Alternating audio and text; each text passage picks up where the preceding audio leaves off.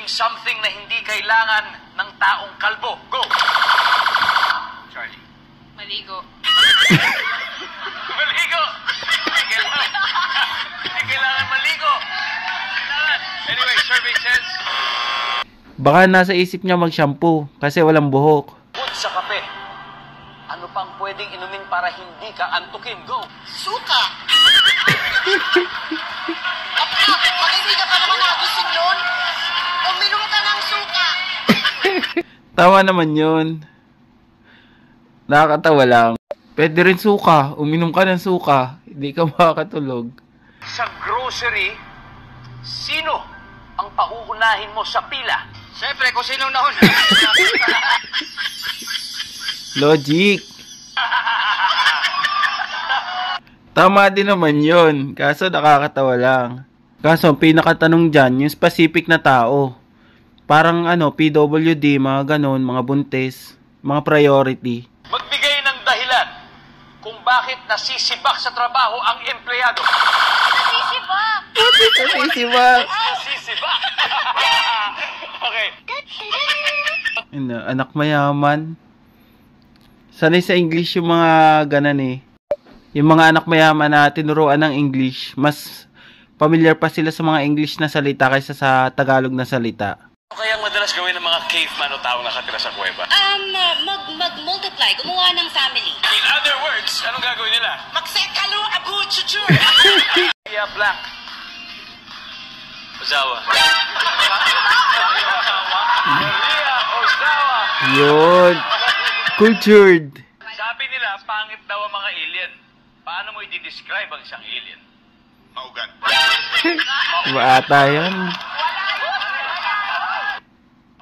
Name something na laging basa. Wets ko. Iba yung naisip ko doon sa laging basa. Hindi ka magpapamasahe kung ang masahista ay black. Puto lang kamay. Guys, natawa ko doon sa putolang kamay. Pero kung iisipin mo, parang ang creepy naman pag minamasahe ka ng putolang kamay. Lalaki. Okay. Mas malaki ang katawan kaysa sa akin. Hindi magaling magmasahe. Bata. Lola na. Oh, yung pabata. Babae. Bakit kayo babae? Babae. It's because... Bakla ako. Wala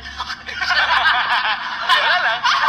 For me, pag mabaho, Mabaho? Pwede na. yes. Babae pa rin. Ano ba dapat? Para sa amin lalaki. Lalaki. Naniniwala akong mabaho!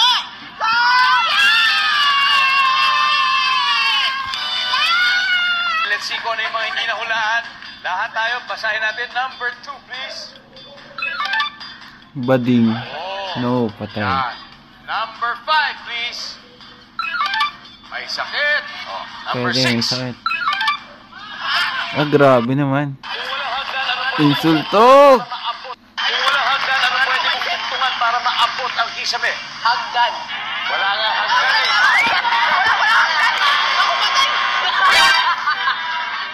Hindi kasi ako nakikinig eh. Kung walang hagdan, ano pwede mong tungtungan para maabot ang kisame? Ladders. In English lang. Pasok! Pasok pa daw. Ini-English mo lang eh. In-English ko pala. Pogi lang kayo. Joke lang. Ilang relasyon ang pinagsisisihan mo? Lahat. Bitter. Any number? Tatlo? Sakit naman nun, lahat. What's your name? Marga. Marga. Okay. Marga. Isa kang ulam. Anong ulam ka? Pakbet. Pakbet. Wow. Iba to. Bakit pakbet? Si Pak na Pak. Bet na bet. Wow! Pero parang mas bagay sa'yo yung mechado. Bakit? Kasi mechado kong cute. Kala ko mechado ka makapa. Kahit bayaran ka ng 1 million pesos, hindi ka magpapatato sa iyong blank. Art. Itlog.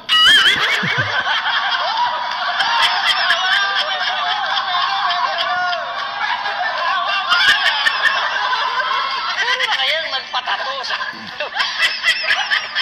Tingin ko naman hindi masakit magpatato sa itlog. Para siyang siko, yung makapal yung balat.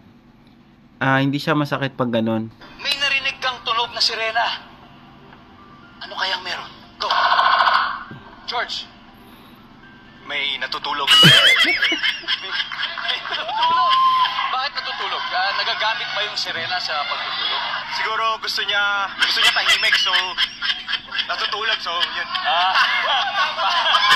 Baka tinutukoy niya si Naga Siren. Kasi pag nag-SS yun, makakatulog yung mga kalaban. Ano ang iyong kinatatakutan? Nanay po.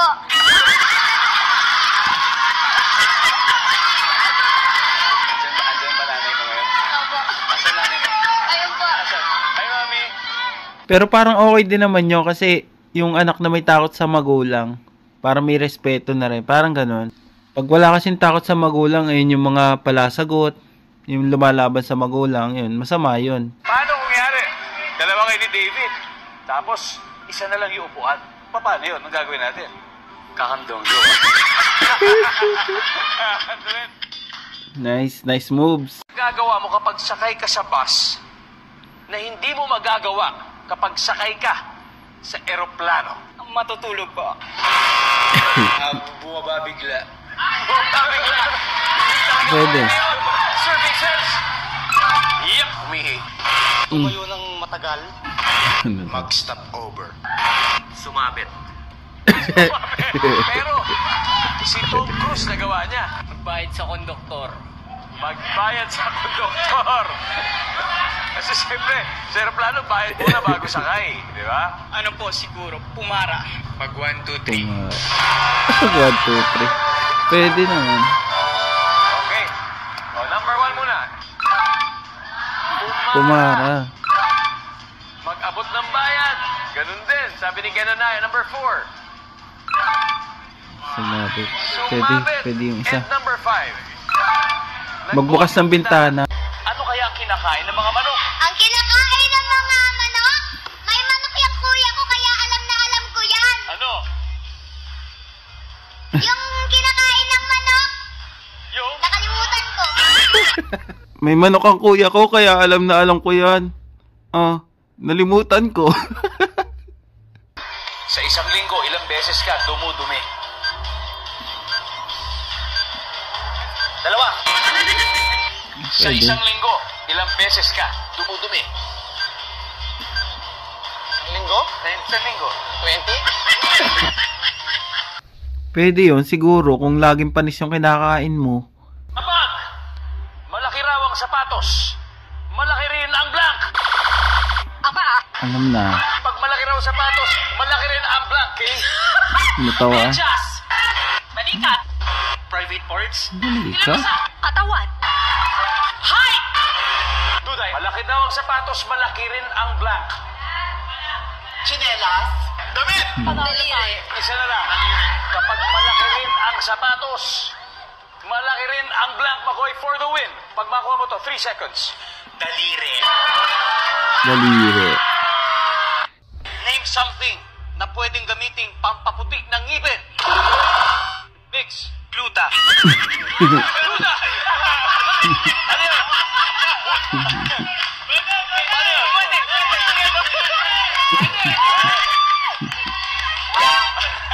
Ano daw? May glutathione. Pwede bubugin natin ang glutathione, guys. Nandiyan po ba yan, survey? Wala. Yung iba, pag nakarinig lang ng pampuputi, gluta tayo na agad eh. Kasi yun ang ginagamit nila. Bukod sa pork, anong uri ng sisig? Nilag. Siguro, ang pagkakaintindi niya, ano pang ibang luto sa pork. Kaya nilagan sagot niya. Bakit namumula ang mata ng tao? Go! Danica. Nakagat ng lamok. What? Allergy. May sore eyes. Pwede. Puyat. Umiyak. Lasing. Napulihan. Lasing. Bakit namumula ang mata ng tao? Nakagat ng kalabaw! Kakagising lang. Natusok. Bakit namumula ang mata ng tao? Nakagat ng kalabaw? Makati. Kinagat ng itis? Makati. Adik yan. Hey! Audience, ano hula po ninyo? Tama, adik. Number 6, please. Adik na.